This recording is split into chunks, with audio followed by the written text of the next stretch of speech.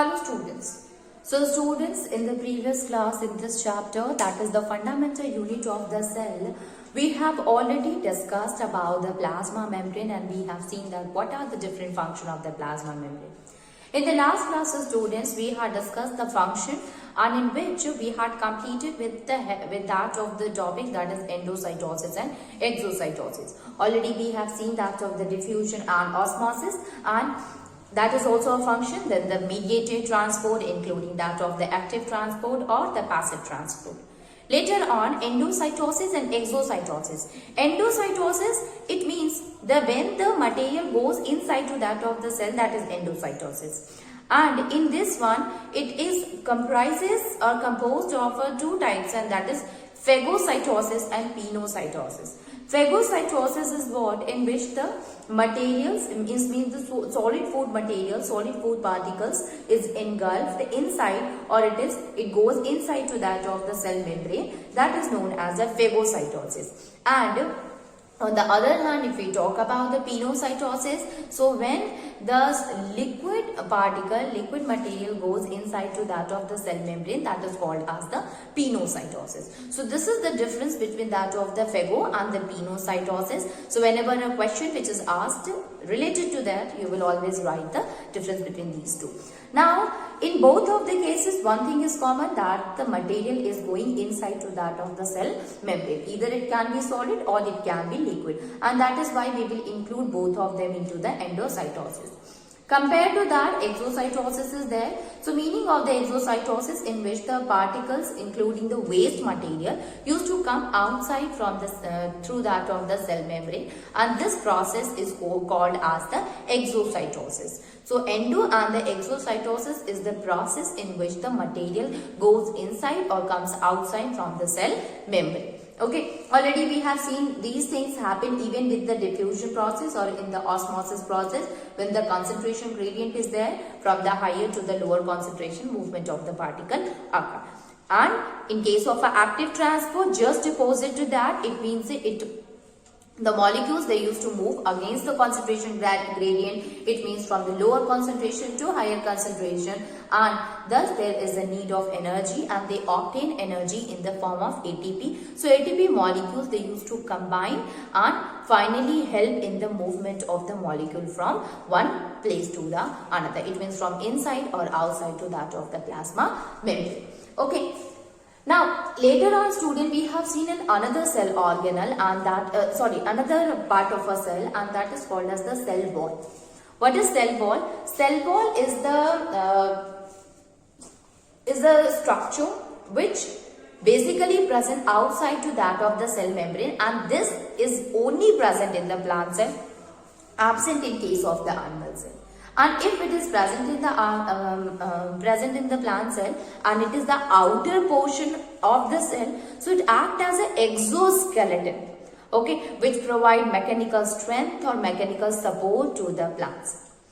Now, not only this, but the cell wall also help in providing the turgidity when cell is kept in a solution. Now, what happens when the cell is kept in a hypotonic solution? What will happen? The water start moving from outside to inside of the cell. Okay, and when it moves from outside to inside, so it will make the cell to swell up and burst. So it is because of the cell wall present outside it, do not make it to burst. Okay. Now, who was the first person who observed the cell wall, students? And that is Robert Hooke. Okay, so he saw the thin slice of a cork, and that is consisting of a cell wall only. So he was the first person who observed the cell wall. Now, moving on and see the next one, and that is the nucleus. Nucleus. What is a nucleus, students? So, nucleus, it is the most important and most important, you can say, cell organ. And the reason is that since all the genetic material, all the genes are present in that of the nucleus only. Okay, so we can say that it is there in which the genetic material consisting of the genetic material. Not only this, it also help in carrying out the metabolic activities which goes inside to that of the cell. Basically, it is present in the eukaryotic cell and absent in the prokaryotic cell. So let us write the first point here. It is it is most important cell organelle. Okay, most important cell organelle.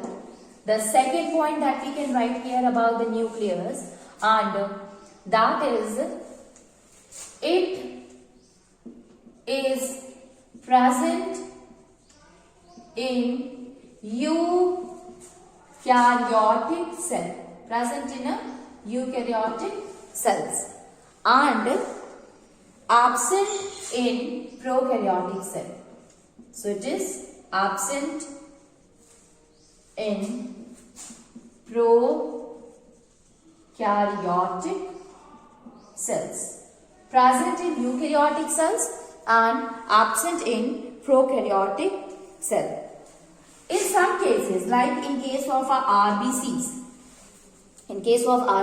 students, what happens, that is in the eukaryotic cell, nucleus disappears. Nucleus, it disappear after maturity. Okay, after maturity. Okay, so we can say that it is present in the eukaryotic, absent in the prokaryotic, and disappear at maturity. The reason that why it is considered to be the important cell organelle, that it help in carrying out all the metabolic activities. So we can also write it that it controls all the metabolic activities. Okay, it controls all the metabolic activities. So master of all the activities which goes on in cell. You see that since all the metabolic activities that occur in the cell controlled by the nucleus itself, so it is controlling the metabolic activities, so it is the master of the all the activities which is going on the cell, going inside to that of the cell. Furthermore, also consisting of the information which is related to the genetic material, or we can say consisting of all the genetic information. Okay. It is the center of all cellular and genetic information.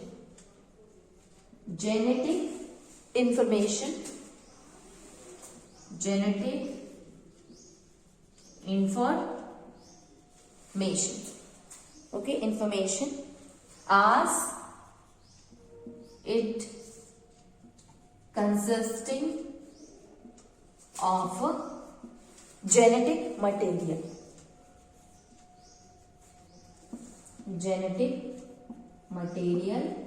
That is DNA. Okay, that is called as a DNA. Okay, it controls all the activities which goes on inside the cell, and it is the center of the all cellular material and genetic information, consisting of the genetic information. So all the genetic material is present in that of the DNA itself. Okay. Now, who discovered nucleus, students? So you all know that a scientist was there who was working with the cell, and he discovered the nucleus, and his name was Robert Brown. Okay.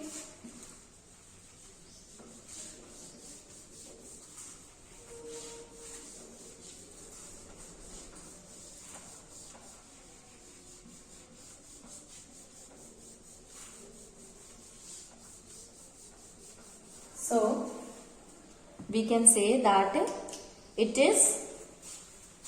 was discovered by Robert Brown.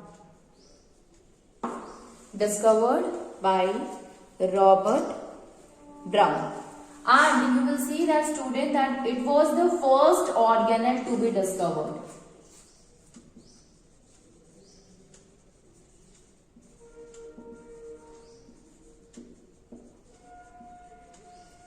First organelle which discovered.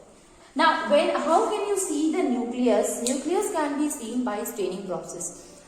Staining can be done with the help of a methylene blue or a safranin, or even with the help of the iodine. So we can also write that it can be seen through staining. Okay, through staining, can be seen through staining with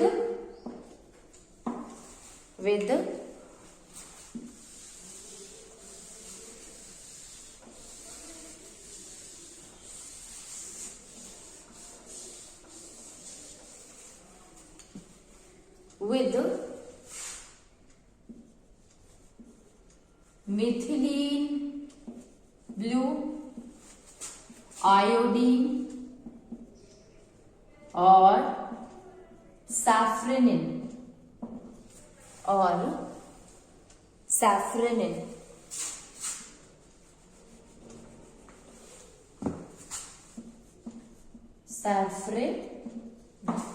okay, methylene, safranin. Now you see here student, basically how can you do the staining process? This staining process we can do in onion peel. Okay, you have seen that in the experiment also we already have discussed about it, that how even in the lower classes you have seen about that using of the safranin for staining the onion peel, and then with the help of that we can see the nucleus which appear as a dot structure. Now how you do the staining process and how we used to do this onion peel staining or the animal cell, including that of the cheek cells. So first of all let me tell you the onion peel. So what we will do, we will take our onion and cut it and take out the onion peel, and we will wash it in a water, in a distilled water, and then we will take out the peel and keep it on the slide.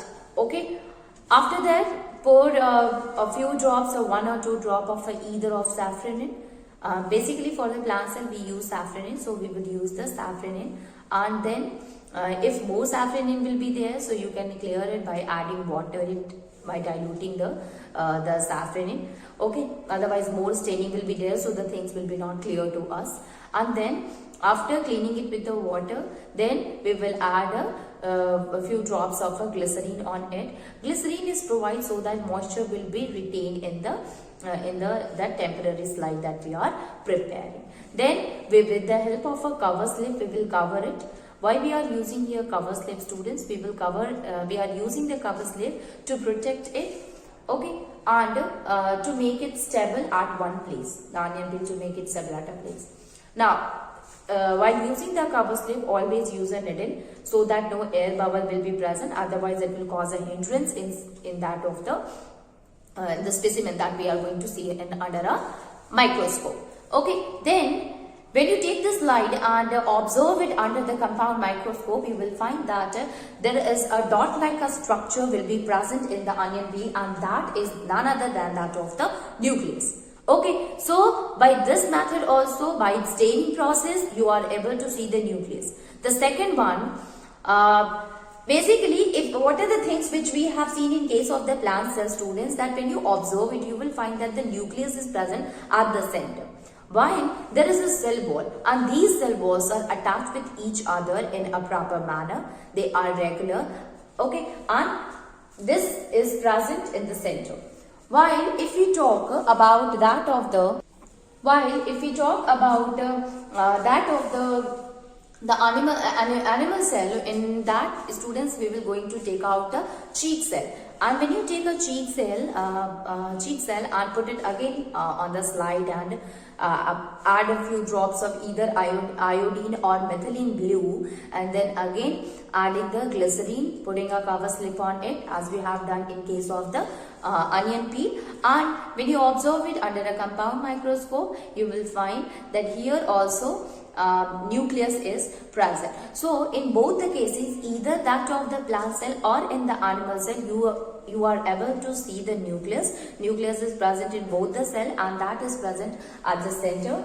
And this nucleus, so it proves that due to the presence of this staining material, or after staining only, we are able to see the we are able to see the nucleus of the plant or that of the animal cell. Okay, so this is the method by which, by staining process, we are able to see the nucleus of a cell.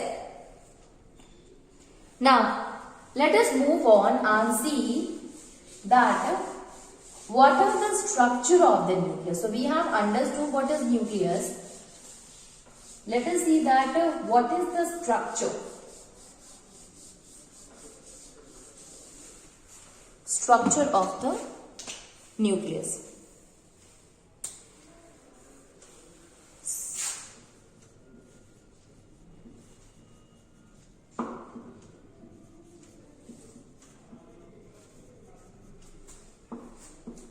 Structure of the nucleus. So if we talk about the structure, so this comprises of two things, and that is nuclear membrane, and the second thing is there, student, that is chromosome. Nuclear membrane is there and chromosome is there. So when you look at the nucleus, membrane itself explains that it is the kind of a wall which is present around that of the nucleus. Like we have seen in case of plasma membrane. So it is a kind of a outer wall, a primary wall is there, which includes all the cell organelle inside to it, including the cytoplasm and nucleus. While the case of a nuclear membrane, again a membrane or a double layer membrane is present around that of the nucleus, consisting of the genetic material in it, that is called as the nuclear membrane. Okay, so if we start writing with that of the nuclear membrane, so the first point that we will going to write about it is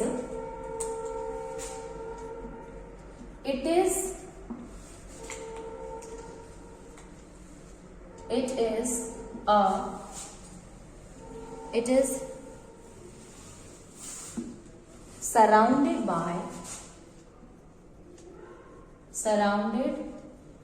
by double walled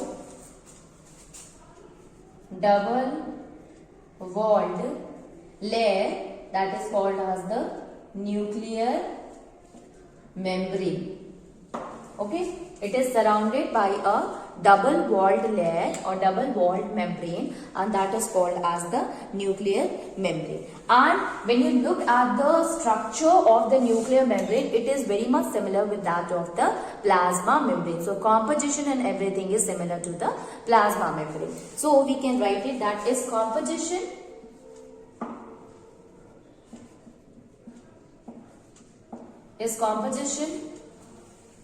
and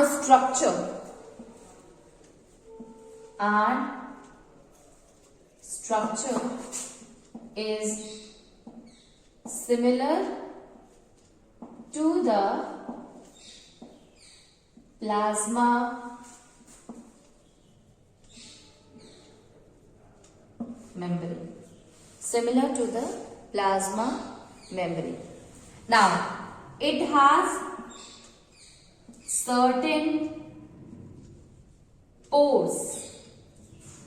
It has certain pores at some places. Or we can write it that it has pores at certain places.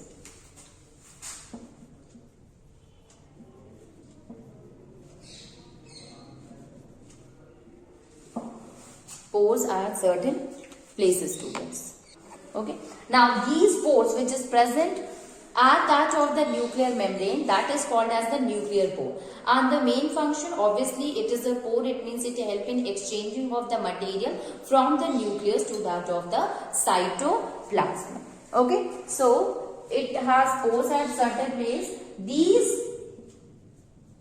pores are called as nuclear pore.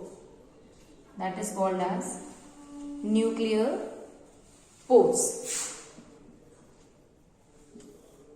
Nuclear pores. These are called as the nuclear pores. Now, these pores help in exchanging the materials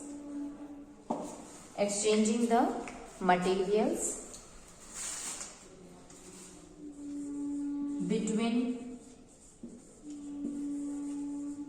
the nucleus and cytoplasm. Okay, between the nucleus and the cytoplasm. So pores are there, that is called as nuclear pores, and the pores help in exchange of the material which occur between that of the nucleus and the cytoplasm. So this is all about that of the nuclear membrane, students. Okay, so whenever the structure are, so first thing you will write nuclear membrane. Nuclear membrane is a double walled layer, double walled membrane is there, and composition and the structure is very much similar to that of the plasma membrane, because you see it is the selectively permeable membrane and everything that we have seen in case of the plasma membrane. Other thing that it is also having the pores, and that is called as the nuclear pores, and the function of the pores is that it helps in the exchange of the material between the nucleus and that of the cytoplasm. So this is the structure and the function of the nuclear membrane. Moving on and see the second thing, and that is the genetic material which is present inside to that of the nuclear membrane.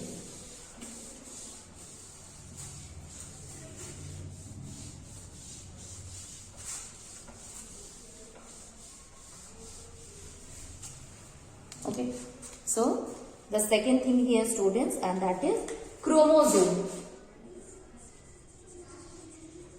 Chromosomes. Okay, chromosomes. Next is that of the chromosome, students. So in case of the chromosome, so we have already studied about the nuclear membrane. Now chromosome is what? It is the genetic material, and you will see the chromosome at the time of a cell division, and rest of the time it is not visible. It appears like a thread, like a structure, and that is called as chromatin. And when the cell divides, during that of the cell division, this chromatin will condense itself to form the chromosome, which help or which perform the process of a cell division. Basically, this chromosome consisting of the genetic material, DNA is present in it, and they used to carry the characters, genes of the parents, and finally that genes or characters will get transferred from parents to that of the offspring. Okay, so we can write it that what is a chromosome? It is a thick rod structure. Okay, it is a thick rod structure is there. It is a thick rod structure which is visible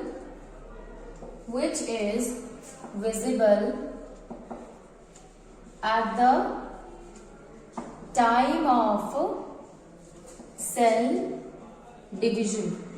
Okay, so the chromosomes is visible to us at the time of the cell division. Rest of the time it remain not visible, it remain disappear. What are the things which is present in that of the chromosomes?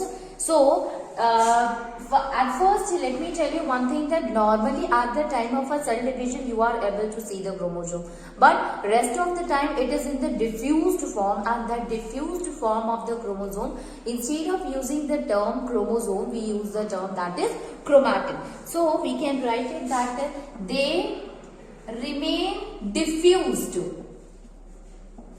Okay, they remain diffused and dissolved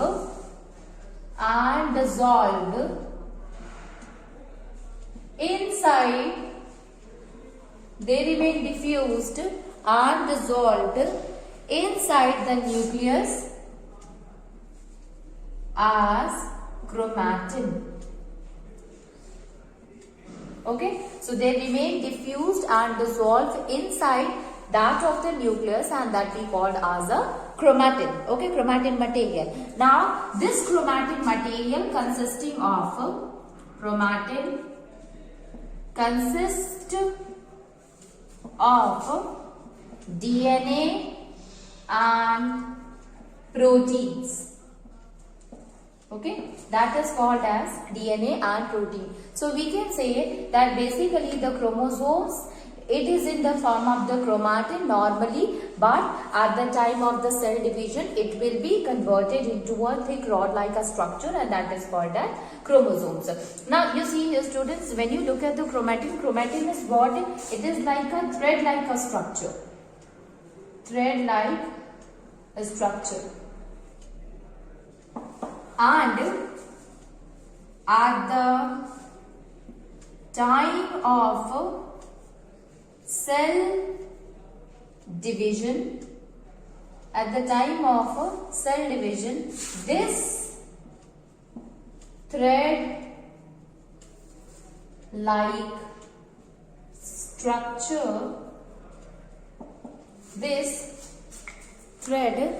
like structure, get condensed itself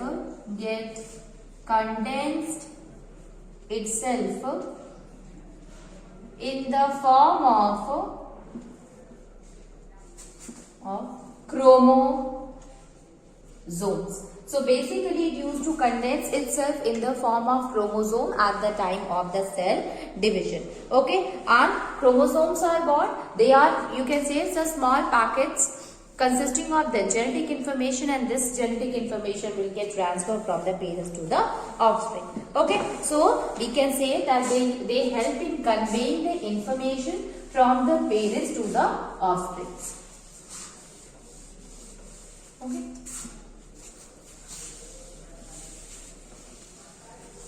We can write it that they help in transferring the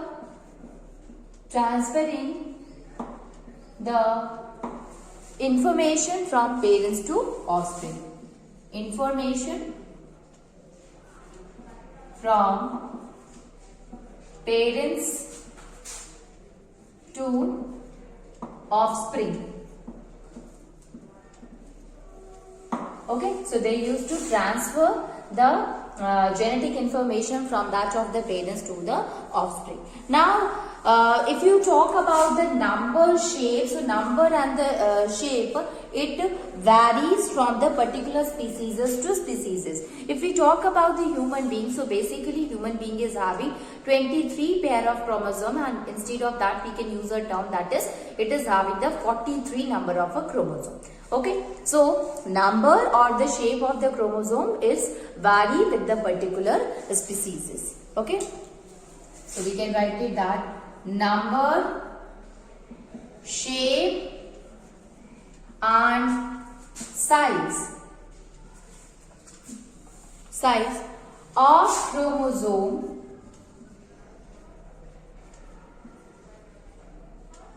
in particular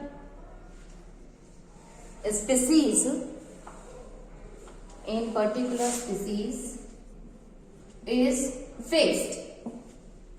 Okay, so in a particular species the chromosome number is fixed. Okay, it means amount of DNA. So in a human being it is about 46. Okay, so it will always remain the same, whether it is a one human being, means one person, or the other person, if it belongs to the human being, then they are having the fixed number of chromosome, and that is 23 pair of a chromosome here. Now, so they are having the fixed number of a chromosome. And finally, next one is That is, we say that the genetic information is present in the chromosome, and the chromosome consisting of the DNA. Even in the DNA, the small segments of the DNA consisting of the genetic information, and that small segment is known as a gene. So, we can write it that the genetic information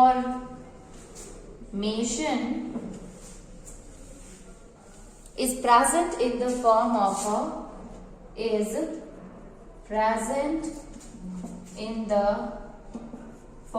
of small segments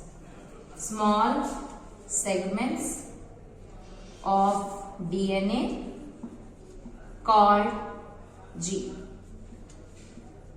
So this is about that of the nucleus, students, which includes the nuclear membrane and chromosomes.